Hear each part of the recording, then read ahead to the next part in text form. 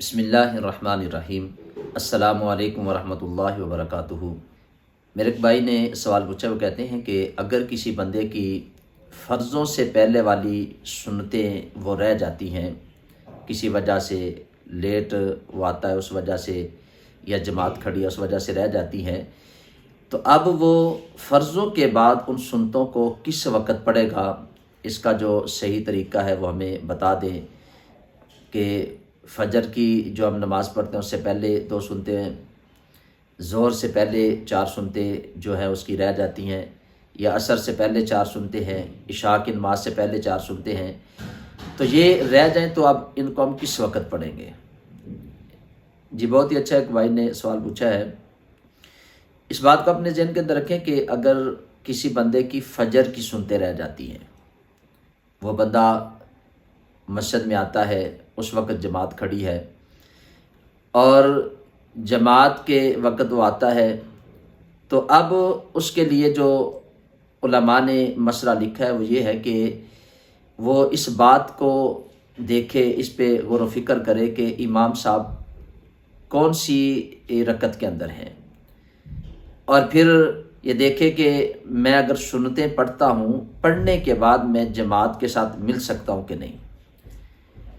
اگر تو اسے اس بات کا کامل یقین ہے کہ وہ سنتیں ادا کرنے کے بعد جماعت کے ساتھ مل سکتا ہے، تو پھر اس کے لیے حکم ہے کہ وہ اگر حال کے اندر جماعت ہو رہی ہے تو باہر ان سنتوں کو پڑھے، اور اگر اسپیکر وغیرہ آج کل چلتے ہیں تو اس جگہ پہ پڑھے جہاں اسے کوئی نہیں دیکھ رہا، تو وہ سنتیں ادا کر لے۔ سنتیں ادا کرنے کے بعد پھر وہ جماعت کے ساتھ مل جائے، کیونکہ فجر کی سنتوں کی بہت زیادہ تاکید ہے۔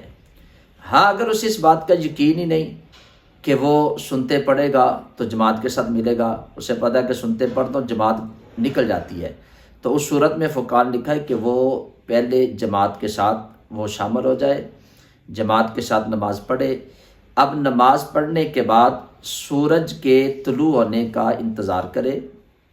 سورج نکلنے کے بعد جو 15-20 منٹ جو وقت ہوتا ہے مکروہ ہے، اس کے بعد پھر اب ان 2 سنتوں کو ادا کرے۔ یہ فجر کے حوالے سے ہے۔ اور پھر اس کے بعد ظہر کی اگر 4 سنتیں اس بندے کی رہ جاتی ہیں، وہ مسجد میں آیا، جماعت کھڑی تھی، تو اب وہ فوراً جماعت کے ساتھ مل جائے گا، جماعت کے ساتھ نماز پڑھ لے۔ فرض پڑھنے کے بعد اب وہ 2 سنتیں مؤکدہ جو فرضوں کے بعد پڑھی جاتی ہیں ان کو ادا کرے۔ ان کو ادا کرنے کے بعد پھر یہ جو 4 سنتیں پہلے اس کی رہ گئی تھی فرضوں سے پہلے والی، اب 2 سنتوں کے بعد 4 سنتوں کو پھر بندہ پڑھے۔ اب عصر اور عشاء کی جو پہلی 4 سنتیں، یہ سنتیں غیر مؤکدہ ہیں، ان کو اگر بندہ پڑھتا ہے تو بہت زیادہ اجر اور ثواب ہے، اور اگر ان کو بندہ چھوڑ دیتا ہے تو اس سے اس کے متعلق نہیں پوچھا جائے گا۔ لیکن اس کو بھی ہم اپنے ذہن کے اندر رکھیں کہ یہ بھی ساتھیوں کے ذہن کے اندر بات رہتی ہے، تو عصر سے پہلے اگر 4 سنتیں وہ نہیں پڑھ سکا، وہ مسجد میں آیا ہے تو جماعت کھڑی ہے، تو اب وہ جماعت کے ساتھ بندہ نماز پڑھے۔ نماز پڑھنے کے بعد اب عصر کی نماز کے بعد، کیونکہ کوئی بھی نفل پڑھنا جائز نہیں، اس لیے کیونکہ یہ سنتیں غیر مؤکدہ ہیں، تو ان کو اب فرضوں کے بعد یہ نہیں پڑھے گا۔ یعنی عصر کی سنتیں اگر چھوٹ گئی ہیں تو پھر ان کو وہ چھوڑ دے گا، صرف فرض پڑھے اور اپنی نماز کمپلیٹ کرے۔ عشاء سے پہلے جو 4 سنتیں ہیں، اس حوالے سے جو فقہاء نے، علماء نے مسئلہ لکھا ہے وہ یہی ہے کہ اگر اس کی پہلی 4 سنتیں چھوٹ گئی ہیں، اب وہ نماز ادا کرے گا، عشاء کی فرض پڑھے گا، اس کے بعد سنت مؤکدہ پڑھے گا، نفل پڑھے گا، وطر پڑھے گا، اور آخر میں جو نفل ہے ان کو ادا کرے گا۔ تو عشاء کا وقت جو ہے یہ صبح طلوع فجر تک ہے، اس وقت تک بندہ اس کو پڑھ سکتا ہے۔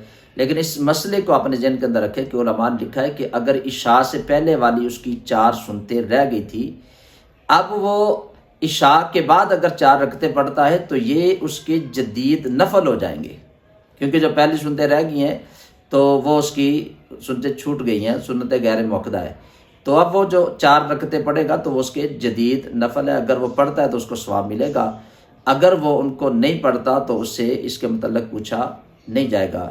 یہ ایک مسئلہ تھا، بھائی نے پوچھا تھا، مجھے امید ہے کہ میرے بھائی کو اس بات کی سمجھ آ گئی ہوگی۔